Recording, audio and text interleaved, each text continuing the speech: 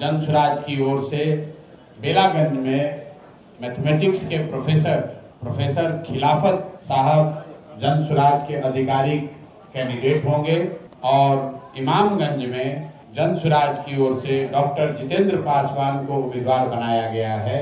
जन सुराज की ओर से इमामगंज में चुनाव के प्रभारी पूर्व विधायक किशोर कुमार मुन्ना जी होंगे और बेलागंज में चुनाव के प्रभारी अमजद भाई होंगे। इनके नेतृत्व में, इनके मार्गदर्शन में, इनके सहयोग से पार्टी यहाँ चुनाव लड़ेगी और सब लोग मिलकर हम लोगों का प्रयास होगा कि जन सुराज अभियान में जो बिहार की जनता को हम लोगों ने वादा किया है कि जो कोई भी चुनाव लड़े वो स्वच्छ छवि का हो, बिहार को सुधारने का जज्बा और मंशा रखता हो। जन सुराज के अभियान के जितने भी प्रत्याशी हैं यहाँ के जनता के बीच से निकाले गए हैं। हम लोगों ने प्रयास किया है कि जो जनता चाहती है उसके हिसाब से टिकट दिया जाए।